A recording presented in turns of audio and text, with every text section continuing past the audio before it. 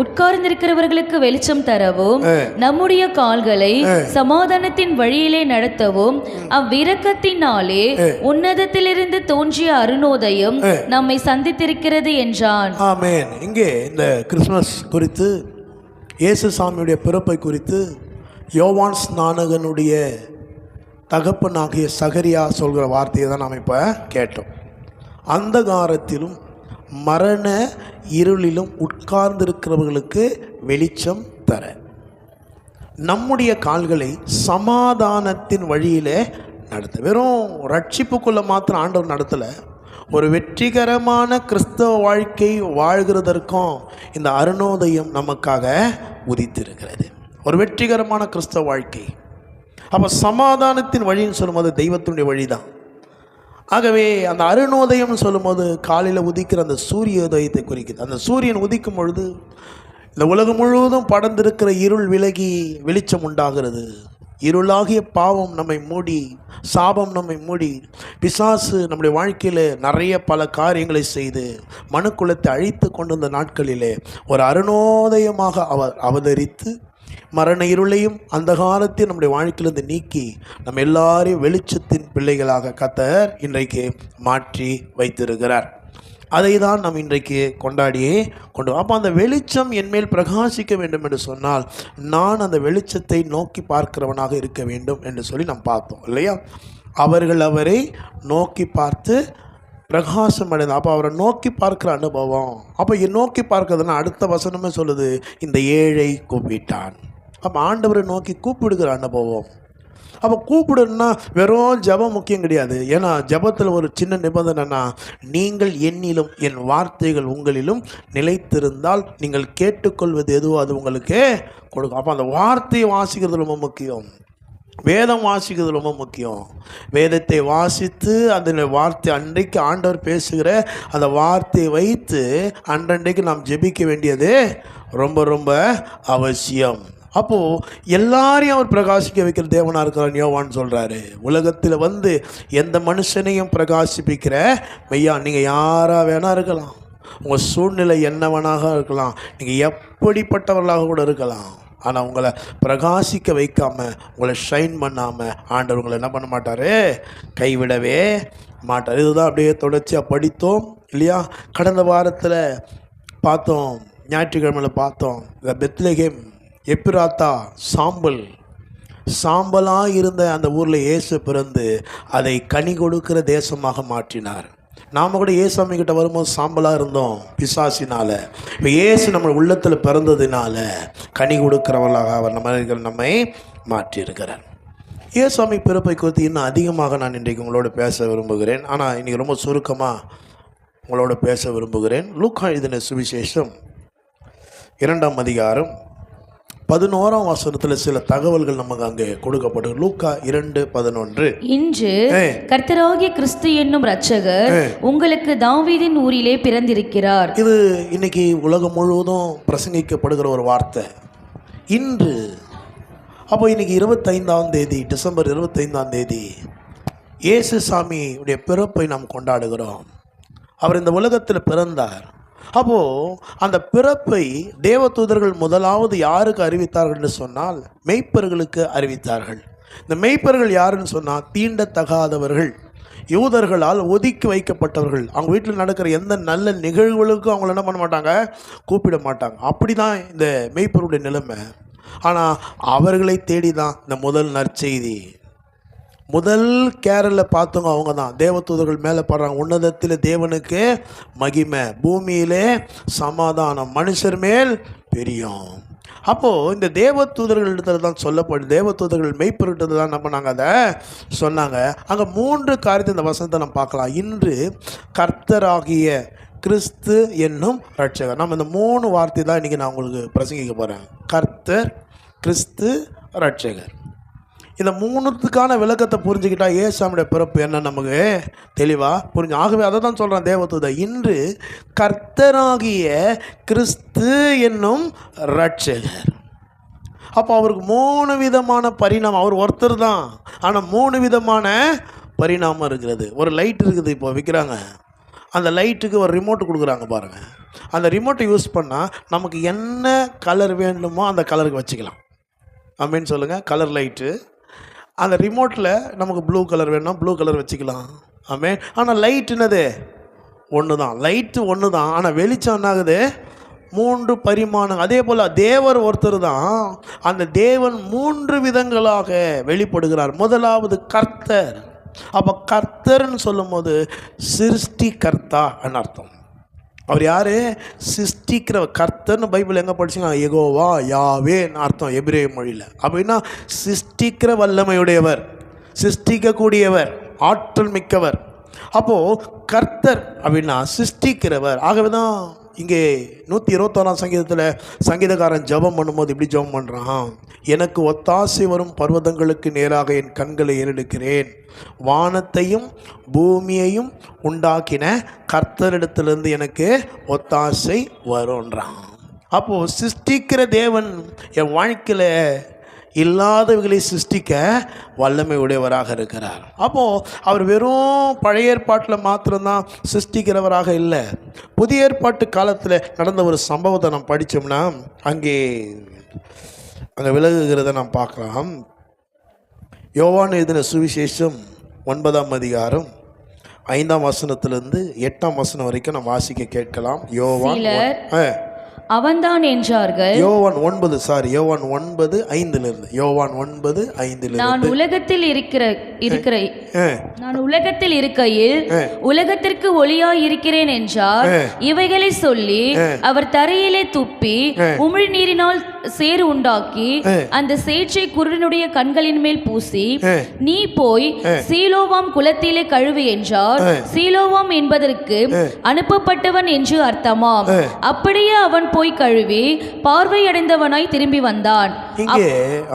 இங்கே என்ன நடக்குதுன்னா, ஒரு குருடன் ஒருத்தன் ஏசாமி கிட்ட வந்து பார்வையடைய வேண்டும் என்று கேட்குறான். ஏசாமி அவர் அற்புதம் செய்யும்போது பல விதங்களில் செய்கிறவராக இருக்கார். டிஃப்ரெண்ட்டாக செய்வார். ஏன்னா சில காரியங்களை ஜனங்களுக்கு அவர் கற்றுக் கொடுக்க விரும்புகிறார், சில சத்தியங்களை மக்களுக்கு சொல்லிக் கொடுக்க அவர் விரும்புகிறார். ஆகவே அவர் செய்கிற அந்த அற்புதங்கள் எல்லாம் கொஞ்சம் டிஃப்ரெண்ட்டாகவே இருக்கும். அப்போ இங்கே என்ன பண்ணுறாருனா, அவருடைய உமிழ்நீரை கீழே துப்பி அதில் சேறு உண்டாக்கி மண்ணை குழைச்சி அந்த மண்ணை எடுத்து அந்த கண் தெரியாதவனுடைய கண்களில் பூசி, இப்போது போய் சீலோவாம் குளத்திலே கழுவுன்னு சொல்கிறாரு. அவன் கழுவுறான், அவன் பார்வை அடையுதுறான், மாறான். கவனிங்க, இதே ப்ராசஸ் எங்கே நடக்குதுன்னா மனிதனை சிருஷ்டிக்கும் போது நடக்குது. மனிதர்களாக நம்மை தேவன் எப்படி சிருஷ்டித்தார்? பின்பு தேவனாகிய கர்த்தர் நமது சாயலிலும் நமது ரூபத்திலும் மனுஷனை உண்டாக்குவோமாகன்னு சொல்லி அவர் என்ன பண்ணுறாரு? மண்ணினாலே ஒரு பொம்மையை செய்து நாசியிலே ஜீவ சுவாசத்தை ஊதினார். மனுஷன் என்னவா மாறிட்டான்? ஜீவ ஆத்துமாவாக வாழக்கூடியவனாக, ஆவி ஆத்துமா சரீரமுடையவனாக அவன் மாறினான். அதே ப்ராசஸ் எப்படி மனுஷனை சிருஷ்டிக்கும் போது பயன்படுத்தின அதே ப்ராசஸை கொண்டு வந்து இப்போ கண்ணு தெரியாதவங்ககிட்ட சொல்கிறாரு. அந்த சேரை உண்டாக்கி அந்த மண்ணை எடுத்து அவன் கண்ணில் பூசுகிறாரு. பூசும்போது கண் சிருஷ்டிக்கப்படுகிறது. கண் இல்லாதவனுக்கு கண் என்னாக வருது? இப்போ உருவாக்குகிறது. அப்போது அவர் கர்த்தர். இங்கே தேவதூதன் சொல்கிறார், இன்று கர்த்தராகிய கிறிஸ்து என்னும் இரட்சகர். அப்போது அவர் கர்த்தர்னு சொல்லும் பொழுது இல்லாதவைகளை புதியதாக உங்களுக்கு சிருஷ்டித்து கொடுக்கிற நம்முடைய ஆண்டவராகிய இயேசு கிறிஸ்து அவர். உங்களுடைய வாழ்க்கையில் ஒருவேளை எல்லாவற்றையும் நீங்கள் இழந்த நிலைமையில் காணப்படலாம்.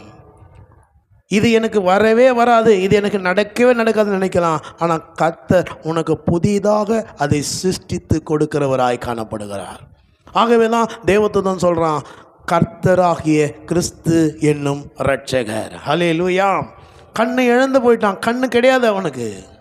ஆனால் அந்த மண்ணை எடுத்து சேறு உண்டாக்கி அதை அவன் கண்களிலே பூசின போது அவனுக்கு ஒரு புதிய கண்கள் சிருஷ்டிக்கப்பட்டது. ஏசியா தீர்க்கதரிசியின் புஸ்தகத்தில் அதாங்க சொல்லப்படுகிறது, முந்தினவைகளை நினைக்க வேண்டாம், பூர்வமானவைகளை சிந்திக்க வேண்டாம், இதோ நான் புதிய காரியம். ஆமென் சொல்லுங்க. பழைய காரியத்தை செய்கிற ஆண்டவர் கிடையாது, புதிய, இல்லையா, புதிய காரியத்தை செய்கிறவர். இன்னொரு இடத்துல சொல்லுது, கர்த்தருக்கு காத்திருக்கிறவர்களோ புது பலன். எல்லாம் சொல்லுங்க, புது பலன். புதுசுனா பழசு எடுத்து பேட்ச் ஒட்டி கொடுக்குறது கிடையாது. புதுசுன்னு என்னது? அது பிராண்ட் நியூ, புதியதாக கொடுக்கிறவர். அப்போது நீங்கள் கர்த்தர் நமக்காக பிறந்திருக்கிறார்னா உங்களுக்கு எதெல்லாம் இல்லையோ அதை அவர் உங்களுக்கு புதியதாக சிருஷ்டித்து கொடுக்க அவர் வல்லமையுள்ள தேவனாக இருக்கிறார். ஆமேன், ஹல்லேலூயா. நோவாவின் நாட்களில் ஆண்டவர் சொல்கிறாரு, ஒரு பெரிய வெள்ளம் வரப்போகுது, ஒரு பெரிய வெள்ளம் வரப்போகுது. நம்ம நினைக்கலாம் நோவா அதை விசுவாசித்தான் இருக்குது. நாம் விசுவாசிக்கலாம், ஆனால் அடிக்கடி வெள்ளத்தை பார்க்குறோங்க. நோவாவின் காலத்தில் அது வரைக்கும் மழையே பெய்ந்தது கிடையாது. மழைனா என்னென்னு தெரியாது. ஆண்டவர் சொல்கிறாரு, ஆண்டவர் சொல்கிறத அவன் நம்புகிறான். புதிய மழை பெய்ந்தது. நான் எப்படி சொல்லட்டுமா, இது வரைக்கும் உங்கள் வாழ்க்கையில் ஆசீர்வாதத்தையே, சந்தோஷத்தையே, சமாதானத்தையே, நல்ல நாளையே நாங்கள் பார்த்தது கிடையாதுங்க. இது வரைக்கும் ஒரு தடவை கூட நாங்கள் ஃப்ளைட்டில் ஏறி உக்காந்தது கிடையாதுங்க. கவனிங்க, இது வரைக்கும் காரில் ஏறி பிரயாணித்தது கிடையாதுங்க. இது வரைக்கும் எங்கள் குடும்பம் நாங்கள் ஒன்றா கூடி சந்தோஷமாக இருந்தது கிடையாது. அப்படி இருந்தால் இந்த கர்த்தர் பாருங்கள், இந்த கர்த்தர் எப்படிப்பட்டவர்? புதியதாக உனக்கு சந்தோஷத்தை சிருஷ்டித்து, புதியதாக உன் குடும்பத்தில் சமாதானத்தை சிருஷ்டித்து, புதியதாக உனக்கு வழி வாசல்களை உண்டாக்கி நீ அறியாத தெரியாத இடத்துல கொண்டு போய் உன்னை ஆசீர்வதிக்க இந்த தேவன் வல்லமை உள்ளவராக இருக்கிறார். ஹல்லேலூயா. நான் இப்படி சொல்லலாமா, அப்படி சொல்லலாமா? ஒருவேளை உடைய உறுப்புகள், உள்ளே இருக்கிற உறுப்புகள் உருவழிந்து போயிருக்கலாம். டயாபட்டிஸ்னால் உருவழிந்து போயிருக்கலாம். சில பேர் கடந்த நாட்களில் சாராயம் குடித்ததுனால உருவழிந்து போயிருக்கலாம். அல்லது தேவையில்லாத காரியங்களை உருவழிந்து போயிருக்கலாம். இப்போ இந்த கிறிஸ்மஸ் நன்னாளில் இந்த கர்த்தரை நீ விசுவாசிப்பேன்னு சொன்னால் புதியதாக உள் உறுப்புகளை சிருஷ்டித்து கொடுக்க தேவன் வல்லவனாக இருக்கிறார். பில் வின்ஸ்டன் சொல்லி ஒரு ஊழியக்காரர் அநேக நாட்களுக்கு முன்பாக இந்த சென்னையில் ஏஎஃப்டி திருச்சபையில் பிரசங்கிக்க முடியாது வந்தார் பாருங்க. அவர் கூட்டத்தின் முடிவில் சொன்னார், அபிஷேகத்தில் நிறைஞ்சு சொன்னார், தேவ தூதர்களை நான் பார்க்குறேன், அவருடைய கைகளில் புது உறுப்புகளை பார்க்குறேன். சகோதர சகோதரிகளே, எந்தெந்த உறுப்புகளாக நீங்கள் எழுந்து நிற்கிறீங்களோ கர்த்தர் உங்களுடைய உறுப்புகளை புதுசாக மாற்றுறாருன்னார். ஆமேன்னு சொல்லுங்கள். அநேகர் கரங்களை தட்டி ஆமேன். இன்றைக்கி நிறைய பேர் அப்படிப்பட்ட ஆசீர்வாதமாக வாழ்ந்து கொண்டு இருக்கிறார்கள்.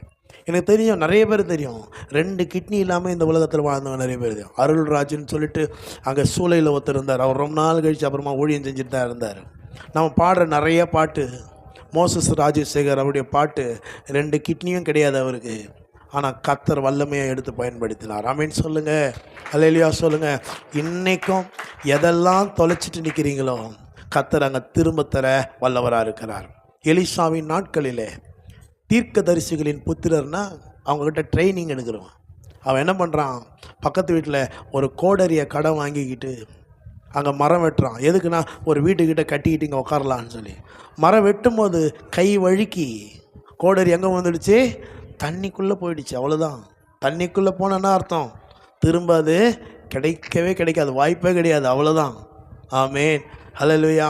ஆனால் அவன் செஞ்ச தரமான காரியம் என்ன தெரியுமா? ஐயோ தண்ணிக்குள்ளே போயிடுச்சுன்னு தலைமையில கை வச்சுக்கிட்டு உட்காராம அவன் எலிசாவை தேடி வந்தான். ஆமேன், ஹல்லேலூயா. எலிசா கிட்ட வந்தான். எலிசா கூப்பிட்டு போயிட்டு அங்கே ஒரு மரக்கிளையை வெட்டி எந்த இடத்துல கோடாரி விழுந்ததோ அங்கே போட்டார் பாருங்க. உள்ளே போன கோடாரி மேலே மிதந்து கொண்டு வந்தது. ஆமேன் சொல்லுங்கள், ஹல்லேலூயா சொல்லுங்கள். அந்த மரக்கிளை கர்த்தராகிய கிறிஸ்துக்கு ஒப்பாக இருக்கிறது. நான் சொல்கிறேன், நீங்கள் எதெல்லாம் இழந்து தவிக்கிறீங்களோ, சந்தோஷத்தை, சமாதானத்தை, குடும்ப உறவுகளை, கணவனுடைய அன்பை, மனைவியுடைய அன்பை, எதெல்லாம் தொலைஞ்சு போச்சு, எதெல்லாம் இழந்து நிற்கிறீங்களோ, பிள்ளைகளுடைய அன்பை எதெல்லாம் இழந்து நிற்கிறீங்களோ இந்த கர்த்தர் உங்களுக்கு அவைகள் எல்லாம் திரும்ப மீட்டு தர வல்லவராய் நல்லவராக இருக்கிறார். ஆகவே தான் தேவதூதன் எப்படி சொல்கிறார், இன்றைக்கு கர்த்தராகிய கிறிஸ்து என்னும் இரட்சகர் உங்களுக்கு தாவீதின் ஊரிலே பிறந்திருக்கார். மத்தேயு சுவிசேஷம் அங்கே இன்னொரு சம்பவத்தை நீங்கள் பார்த்தீங்கன்னா 14ஆம் அதிகாரம் 23-26 வசனங்கள் வரைக்கும் வாசிப்போம். பெரிய அவர் ஜனங்களை அனுப்பிவிட்ட பின்பு தனித்து ஜெபம் பண்ண ஒரு மலையின் மேல் ஏறி சாயங்காலம் ஆன போது அங்கே தனிமையாயிருந்தார். அதற்குள்ளாக படவு நடுக்கடலிலே சேர்ந்து எதிர்காற்றாய் இருந்தபடியால் அலைகளினால் அலைவுபட்டது. இரவின் 4ஆம் ஜாமத்திலே இயேசு கடலின் மேல் நடந்து அவர்களிடத்திற்கு வந்தார். அவர் கடலின் மேல் நடக்கிறது சீஷர்கள் கண்டு கலக்கமடைந்து ஆவேசம் என்று சொல்லி பயத்தினால் அலறினார்கள். உடனே இயேசு அவர்களுடைய பேசி, திடன் கொள்ளுங்கள், நான் தான், பயப்படாதிருங்கள் என்றார். இங்கே இயேசு கடலின் மேல் நடக்கிறத நீங்க பார்க்கலாம். இயேசு இங்க கடலின் மேலே நடந்து வருகிறார். நடக்கவே முடியாத ஒரு சூழ்நிலையில் எதுக்கு நடந்து வராருன்னு சொன்னால், இந்த சீஷர்களுக்கு உன்னை கற்றுக் கொடுக்க விரும்புகிறார். என்ன? அவர்தான் ஜீவனுள்ள தேவன். எல்லாவற்றிலுமே யோபுவின் புஸ்தகம் 9ஆம் அதிகாரம் 8ஆம் வசனம், யோபு 9:8 வாசிங்க. யோபு 9:8. அவர் ஒருவரே வானங்களை விரித்து சமுத்திர அலைகளின் மேல் நடக்கிறார். அப்போ சமுத்திர அலைகளின் மேல் ஒருத்தரால் நடக்க முடியும்னா கர்த்தரால் மாத்திரம்தான் முடியும்.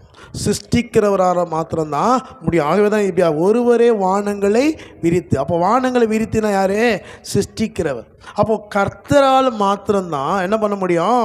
அலைகளின் மேலே நடக்க முடியும். எதுக்கு அவர் அலைகளின் மேலே நடந்தார்? அவர் கர்த்தர் என்று சொல்லி சீஷர்களை அறிந்து கொள்ள முடியாத இந்த கிறிஸ்துமஸ் தினத்தில், இந்த காலை வேளையிலே கர்த்தராக கிறிஸ்து என்னும் இரட்சகர் பிறந்த இந்த நாளிலே, உங்களுக்குள் பிறந்திருக்கிற இந்த நாளிலே அவர் உங்களுடைய வாழ்க்கையில் இல்லாதவர்களை இருக்கிறவர்களாக அழைத்து, அவர் ஜீவனுள்ள தேவன், அவர் இன்றைக்கும் ஜீவிக்கிறவராக இருக்கிறார், அவர் சிருஷ்டிக்கிறவராக இருக்கிறார் என்று உங்களுடைய வாழ்க்கையிலே உங்களுக்கு கற்றுக் கொடுக்கும்படியாக, உங்களுக்கு வாழ்க்கையிலே ஒரு பாடத்தை படித்து கொடுக்கும்படியாய் அவர் உங்களுக்காக இந்த காலை வேளை எழுந்தருளியிருக்கிறார். நீங்கள் யாராக வேண்டுமானாலும் இருக்கலாம், எப்படிப்பட்டவர்களாக வேண்டுமானாலும் இருக்கலாம். உங்கள் சூழ்நிலைகள் என்னவாக இருக்கலாம், உங்களுடைய தேவைகள் பெருசாக இருக்கலாம், ஒரு உங்களுடைய தேவைகள் சின்னதாக இருக்கலாம். டாக்டர்களால் கைவிடப்பட்டவர்களாக கூட இருக்கலாம், உலகத்தால் கைவிடப்பட்டவர்களாக கூட இருக்கலாம், எல்லாராலும் கைவிடப்பட்டு உலகமே உனக்கு விரோதமாய் நிற்கிறவர்களாக கூட இருக்கலாம். இன்றைக்கு கர்த்தராகிய கிறிஸ்து சிருஷ்டி கர்த்தா உன் வாழ்க்கையில் நீ இழந்ததெல்லாம் புதியதாக உனக்கு சிருஷ்டித்து உனக்கு தர வல்லவராக இருக்கிறார். 20ஆம் சங்கீதத்தில் ஆகவே சொல்கிற சங்கீதக்காரன், மன விருப்பங்களை எல்லாம் நிறைவேற்றுகிற ஆண்டவர். உங்களுடைய மன விருப்பங்களில், மனதில் நிறைய விருப்பம் இருக்கும். இது நடந்தால் நல்லாயிருக்கும், ஆனால் நடக்கிறதுக்கு வாய்ப்பே கிடையாது, சாத்தியமே கிடையாது. ஆனால் சாத்தியமே இல்லாததை உங்களுடைய வாழ்க்கையில் உங்களுக்கு சாத்தியமாக்குகிறவர் நம்முடைய தேவனாகிய கர்த்தர். அப்போ அவரை நீங்கள் விசுவாசிக்கும் பொழுது, அவரை நம்பும் பொழுது, உங்களுடைய பார்வையை மாற்றும் பொழுது, நான் சொன்னேன் இல்லையா, அங்கே ராகேல் ஒரு பிள்ளையை பெற்றாள். பிள்ளையை பெற்று அவனுக்கு பெனானி அப்படின்ற பேர் வச்சா. அதே குழந்தைக்கு யாக்கோபு பென்யமின் பேர் வைக்கிறான். பெனானின்னு சொன்னால் வருத்தத்தின் மகன். பெனானின்னு சொன்னால் யாரு? வருத்தத்தின் மகன். அதே குழந்தைக்கு யாக்கோபு என்ன பேர் வைக்கிறான்? பெஞ்சமின் பேர், என் வலது கரத்தின் மகன், கடைசி காலத்தில் என்னை தாங்குகிறவன் பேர் வச்சான். அவனை வருத்தமாக பார்த்த ராகேல் அங்கேயே செத்து போயிட்டாங்க. வலது கரத்தின் மகனாக பார்த்த யாக்கோபு ஜீவனோடு இருந்தான். கடைசி காலத்தில் யோசேப்புக்கு பிற்பாடு அவன் தன்னுடைய தகப்பனுக்கு துணையாக நின்றான். அப்போ ஒரு காரியத்தை நாம் எப்படி பார்க்கிறோமோ, நம்முடைய விசுவாச கண்களால் பார்க்கிறோமா அல்லது அவிசுவாச கண்களால் பார்க்கிறோமா, அப்படி ஆகும். ஏசாமி செய்த அற்புதங்கள் எல்லாம் நீங்கள் போய் வாசித்து பாருங்கள். ஏசாமி நேராக போய் அற்புதத்தை செய்யலை, நான் இதை செய்வேன்னு விசுவாசிக்கிறியான்னு கேட்குறேன். நீ விசுவாசித்தபடி உனக்கு ஆக கடவுள்னு சொல்றார். மகளே, உன் விசுவாசம் பெரியது, உன் விசுவாசம் உன்னை ரட்சித்தது. ஆமேன், ஹல்லேலூயா. 10 குஷ்டரோகிங்க ஒரு ஊரில் இருக்கிறாங்க. எத்தனை குஷ்டரோகிங்க? ஏசாமி அந்த ஊருக்கு போகிறாரு. குஷ்டரோகிங்கன்னு இருக்கிறாங்கன்னு தெரிஞ்சு அந்த ஊருக்கு போகிறாரு. அந்த 10 பேர் ஏசாமி கிட்ட சுகமாகணும்னு கேட்குறாங்க. ஏசாமி என்ன தெரியுமா பண்ணுறாரு? சுகம்லாம் படுத்தலை, நீங்கள் புறப்பட்டு போய் ஆசாரியர்களுக்கு உங்களை காட்டுங்கன்றார். என்னது சொல்கிறாரு? ஏன் ஆசாரிகள் காட்டினா, பழைய ஏற்பாட்டு சட்டத்தின்படி குஷ்டரோகன்றது ஒரு பெரிய கொடுமையான சாபம், பாவம் உள்ளவனுக்கு வந்தது. அப்படி குஷ்டரோகம் பிடிச்சவன் ஊருக்குள்ளே வரக்கூடாது. அவனை பார்த்தாலே தீட்டு, அவனை பார்த்தாலே குளிக்கணும், அந்த சாம்பல் எடுத்து மேலே போட்டுக்கணும். இப்படி ஒதுக்கப்பட்ட நிலைமையில் இருந்தவங்க, இந்த குஷ்டரோகம் ஒருத்தனுக்கு சுகமாயிடுச்சுன்னா அவன் போய் ஆசாரியனுக்கு காட்டணும். ஆசாரி என்ன பண்ணுவான்? 2 குருவியை வாங்கினு சொல்லி ஒரு பானையில் ஊற்று தண்ணியை கொண்டு வந்து அதில் கொஞ்சம் அந்த சிவப்பு நூலை போட்டு ஒரு குருவியை கொண்டு அந்த ரத்தத்தை அதில் தெளிச்சிருவான். அந்த தண்ணி எடுத்து இன்னொரு குருவி மேலே போட்டு பறக்க விட்டுருவான். கேதுரு மரக்கட்டையை வச்சு இந்த ப்ராசஸ் நடந்து ஆசாரியன் சர்டிஃபிகேட் பண்ணோம், இவன் சுகமாயிட்டான். அப்போ தான் இவங்க சுகமானவங்க தான் ஆசாரியங்கிட்ட போனோம், இவங்களுக்கு இன்னும் சுகமே வரல. ஆனால் ஏசாமி சொல்கிறார் போய் காட்டுன்னு. நம்மளா இருந்தால் என்ன பண்ணியிருப்போம்? சில பேர் சொல்கிறத கேட்டுக்கிறேன், ஃபஸ்ட்டு ஆண்டு எனக்கு நல்லது செய்யட்டும், அப்புறமா சர்ச் ஞானசானம் எடுத்துக்கிறேன். நானா சொல்கிறேன், நீ ஞானசானம் எடு, நீ சர்ச்சுக்கு வா, ஏசாமியை முழுவாக விசுவாசி, ஆண்டவர் உனக்கு அற்புதத்தை செய்வார். அப்போ இவங்க என்ன பண்ணாங்க? கேட்டிருக்கலாம், ஆண்டவரே இன்னும் சுகத்துக்கு கிடைக்கல, நான் போய் ஆசாரியனை பார்த்தா எனக்கு சுகம் இல்லைன்றதை பார்த்து என்னை அடித்து கொன்னே போட்டுருவானுங்களே ஆண்டவரே. அப்படி நினைக்கல, விசுவாசத்தோடு புறப்பட்டு போனாங்க. போகிற வழியில் சுகம் கிடைச்சிது. ஆமேன்னு சொல்லுங்கள். எதனால்? விசுவாசம். ஆமேன்னு சொல்லுங்கள். அல்லேலூயா சொல்லுங்கள். இருக்கிறீங்களா? அப்போது ஒரு காரியத்தை ராகேல் அந்த குழந்தைய மரண குழந்தையாக பார்த்துச்சு, மரணத்தை சந்திச்சுது. யாக்கோபு வலதுகரத்தின் மகனாக பார்த்தான், கடைசியில் அவன் வலதுகரமாக இருந்தான். அப்போது இன்றைக்கு இந்த நாளிலே உன் வாழ்க்கையில் எதெல்லாம் இழந்து இங்கே உட்காந்துட்டு இருக்கிறியோ, இழப்பை பார்த்துட்டு உட்காராத. அந்த இழப்பை புதியதாக சிருஷ்டித்து கொடுக்குற கர்த்தரை நோக்கி பாரு. இன்னைக்கு உன் பிரச்சனையை விசுவாச கண்களால் பாரு, அவிசுவாச கண்களால் பார்க்காத. அவிசுவாசம் சொல்லும், ஒன்றும் நடக்காது, ஒன்றும் வராது, உன்னால் மேலே எழும்பியே வர முடியாது.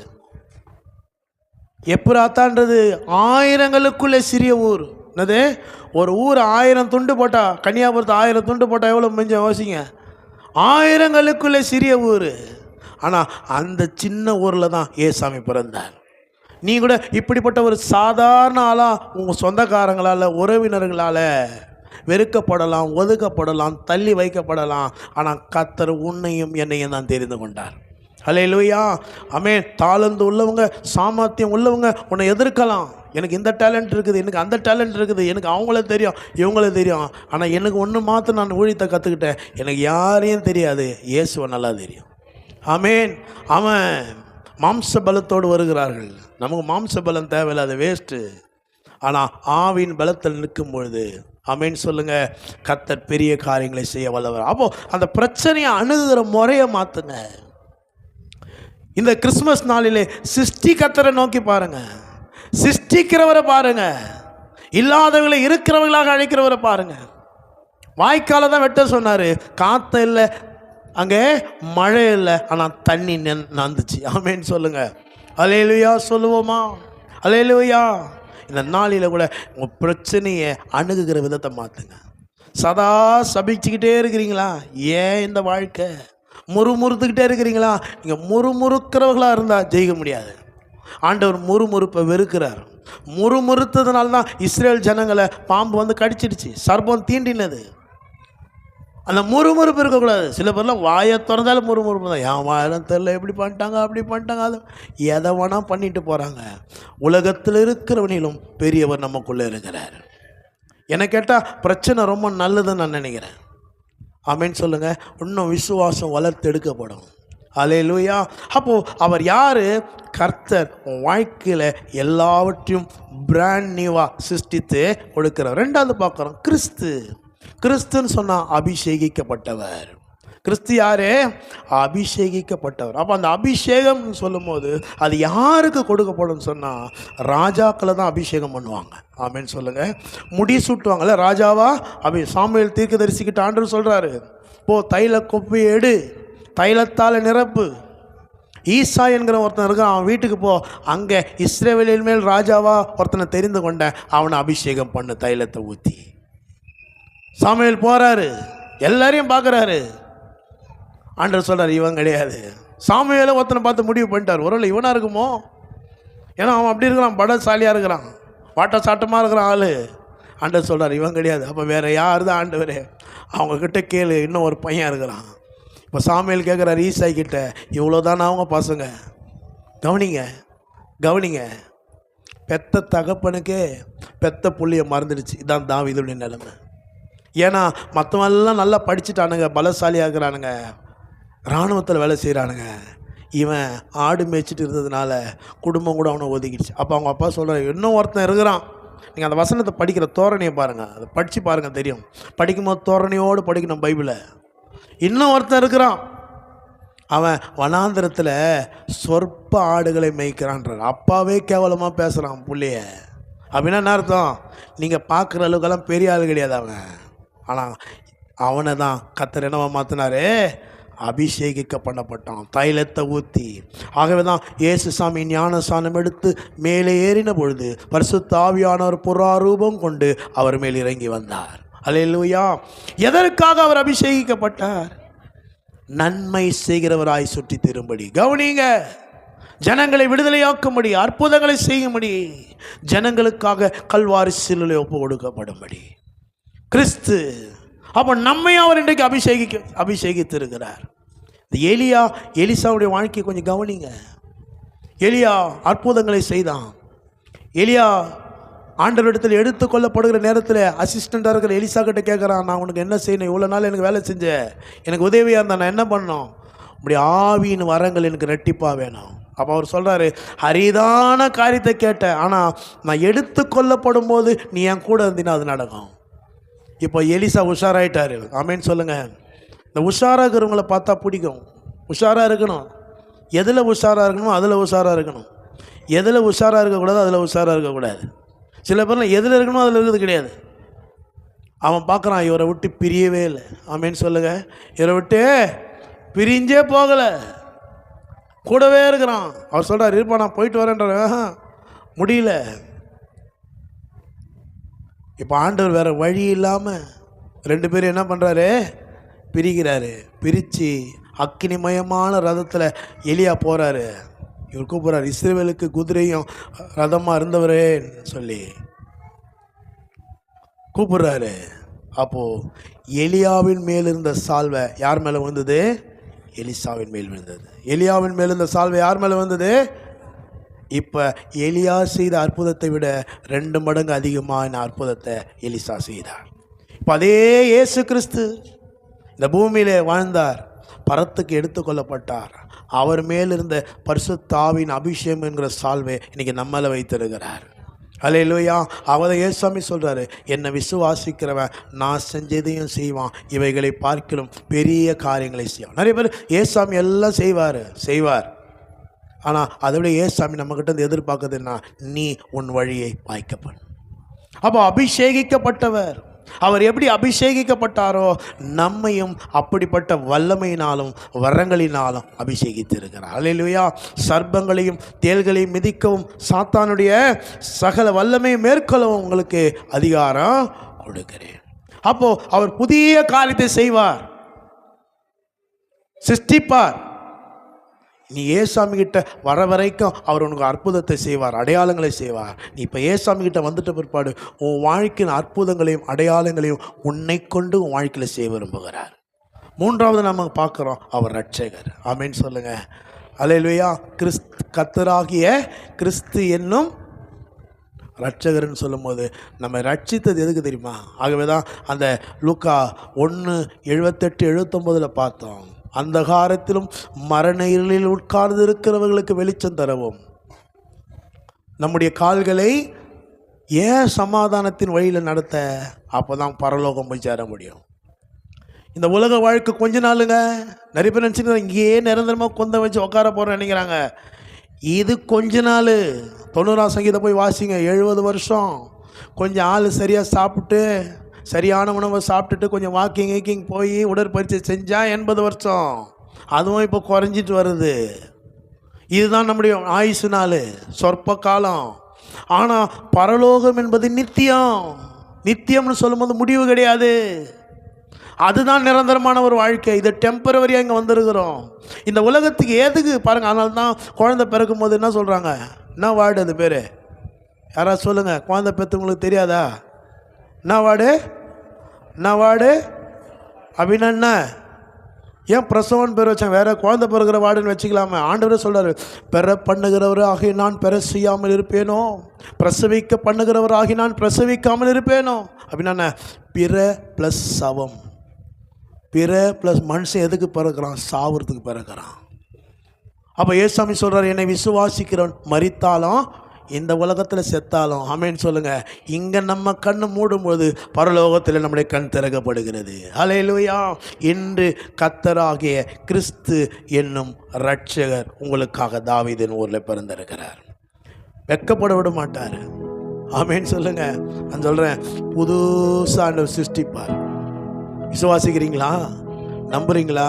நான் விசுவாசிக்கிறேன். இந்த ஊழியத்தில் கர்த்தர் அப்படிப்பட்ட காரியங்களை செய்து சொன்னார்.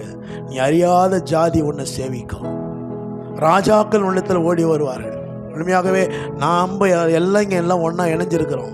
எங்கேயோ பிறந்தோம். ஒருவேளை இந்த ஊர்லேயே ஒன்றா பிறந்திருந்தா கூட ஒருத்தர் முகத்தை ஒருத்தர் பார்த்தது கிடையாது. ஆனால் கர்த்தர் நம்ம எல்லாரையும் ஒன்றா சேர்த்து இருக்கிறார். ஹல்லேலூயா, ஹல்லேலூயா. உங்கள் வாழ்க்கையிலும் புதியவைகளை எதிர்பாருங்க. புதிய காரியத்தை ஆண்டவர் செய்ய வல்லவராக இருக்கிறார்.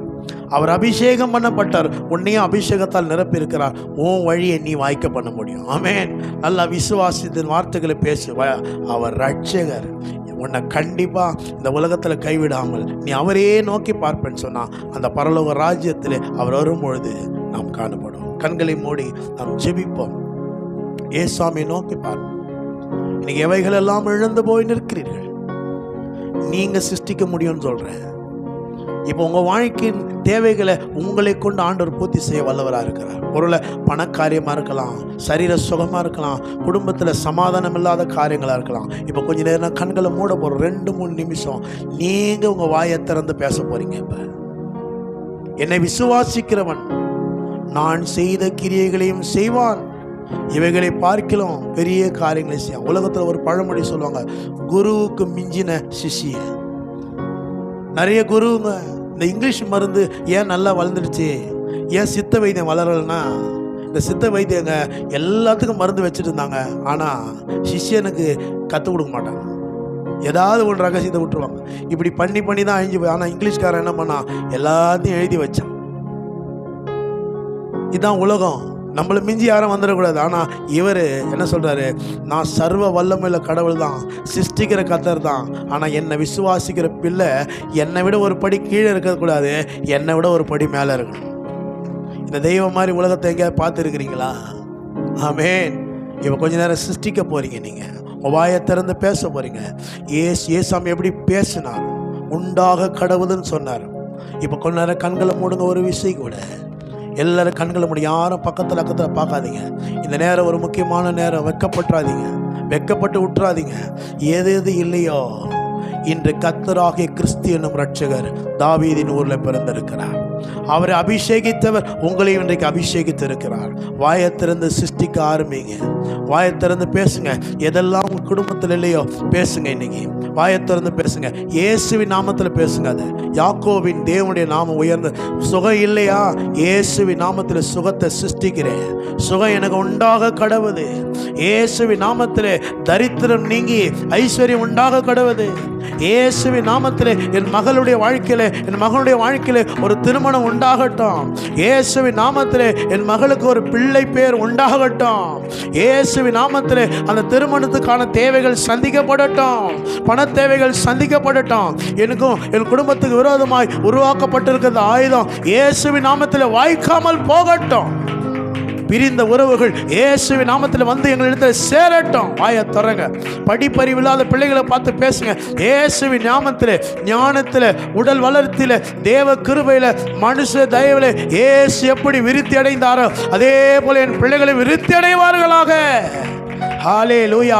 இயேசுவின் நாமத்தில் என் கையின் பிரயாசம் ஆசீர்வதிக்கப்படுவதாக. பேசுங்க. அந்த அபிஷேகம் உங்களுக்குள்ள இருக்குது. இந்த நாளில் பேசுங்க. ஹல்லேலூயா, ஹல்லேலூயா. இன்னைக்கு உலகமே சந்தோஷமாக கொண்டாடி கொண்டிருக்கிறனால, ஆனால் என் வீடு துக்கமாக இருக்குது. இயேசுவின் நாமத்திலே சந்தோஷம், சமாதானம், சவிக்கியம் என் வீட்டில் உண்டாகட்டும். சொல்லுங்க, பேசுங்க. நல்லா வாயை திறங்க. பிள்ளைகளை பார்த்து பேசுங்க, உங்களை பார்த்து பேசுங்க, உங்கள் வீட்டை பார்த்து பேசுங்க, களஞ்சியத்தை பார்த்து பேசுங்க. பேசுங்க. கர்த்தராகிய கிறிஸ்து என்னும் ரட்சகர் உங்களுக்காக தாவீதின் ஊரில் பிறந்திருக்கிறார். அவர் கர்த்தர், அவர் கிறிஸ்து, அவர் ரட்சகர். அவர் கர்த்தர், அவர் கிறிஸ்து, அவர் ரட்சகர். அவர் கர்த்தர், சிருஷ்டிகர்த்தா, கிறிஸ்து அபிஷேகிக்கப்பட்டவர், அவர் ரட்சகர். மரணத்திலிருந்து, நரகத்திலிருந்து விடுதலையாக்கி பரலோகத்தில் கொண்டு போய் சேர்க்கிறவர்.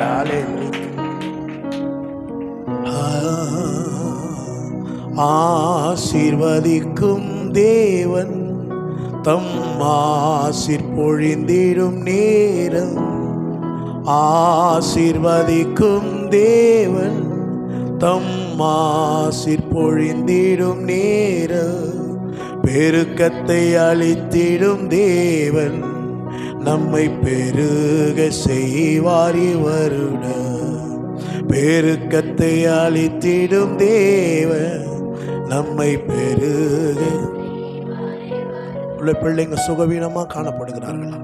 உடைய பிள்ளைகள் அங்க ஜெபம் பண்றது இங்க ஜெபம் பண்ணிக்கிங்க, தப்பு. நீங்க பேசுங்க. இப்ப பிள்ளை மேல கையை வச்சு பேசுங்க. இயேசுவின் நாமத்திலே சிருஷ்டிகர்த்தர் இயேசு அவர் என்னை அபிஷேகித்திருக்கிறார்.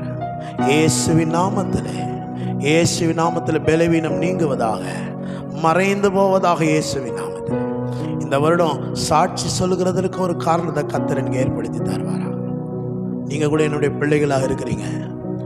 இந்த காலை வேளையில் நான் சொல்றேன், இயேசுவின் நாமத்திலே என் பிள்ளைகள் எல்லாரும் கர்த்தரால் போதிக்கப்பட்டிருப்பார்கள். என் பிள்ளைகளின் சமாதானம் பெரிதாக இருப்பதாக. ஜெபிப்போம்.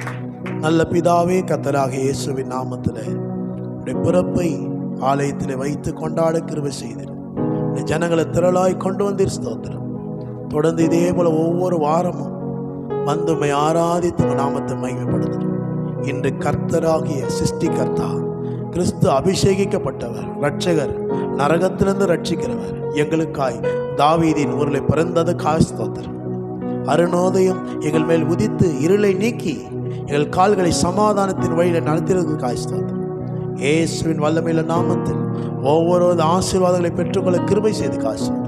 இயேசுவின் நாமத்தில் பிதாவே. என் ஆத்துமாவே கர்த்தரை ஸ்தோத்திரி, என் முழு உள்ளமே பரிசுத்த நாமத்தை ஸ்தோத்திரி. என் ஆத்துமாவே கர்த்தரை ஸ்தோத்திரி.